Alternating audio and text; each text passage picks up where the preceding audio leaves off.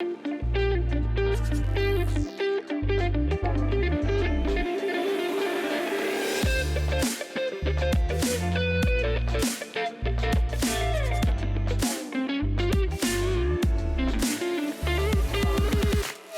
going on, guys? So in this video I'll be reviewing the Sigma 17 to 70mm f2.8 to f4.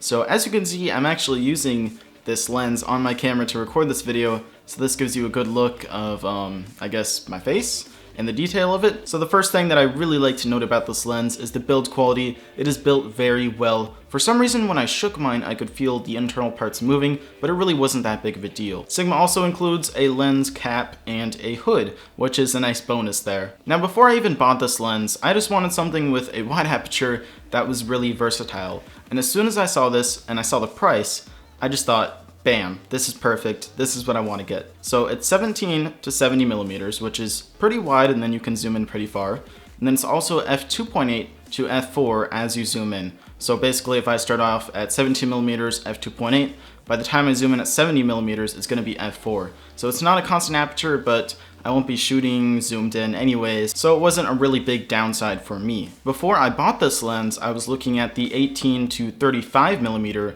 f1.8 by Sigma, and just the price of that was a little too much, so checking this one out at half the price is just a really great buy.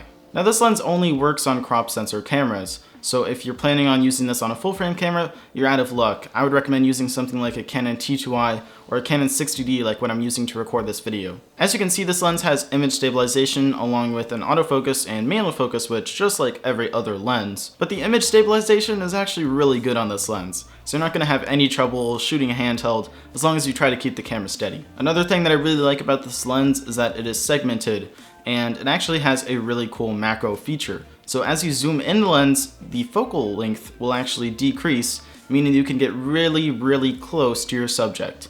I found this awesome when trying to get crazy depth of field shots, or basically just trying to get close to a subject. It's a really awesome feature, and that is probably my most favorite thing about this lens, the macro feature. The focus ring on this lens is also really short, meaning that you don't have to reach your fingers across the entire lens to get to the other focus point. You can easily switch between out of focus and in focus just with a quick tap of your finger.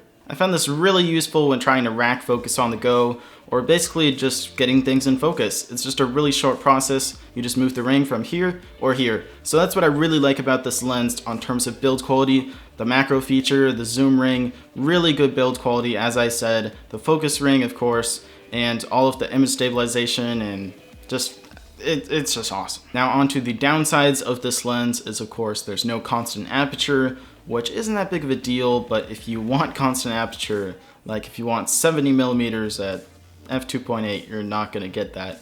But I'll probably go for the Sigma 18 to 35 later on as I get more money. But overall, this lens is pretty good. I recommend it to any person doing video. This is a great video lens. So if you're looking for a lens under $500, this is the one to get. So to sum everything up into one sentence, this lens is good. It's not the best lens, it's not a great lens, but it's a really good lens, and I'd recommend it to anyone out there. Sigma makes awesome products, and they're coming out with a lot of new lenses, so hopefully I can get my hands on some new ones to come out. So go ahead and let me know in the comments if you're going to think about picking up this lens. Again, I highly recommend it. It's an awesome lens. So yeah, guys, thanks for watching this video, and I will see you all in the next one.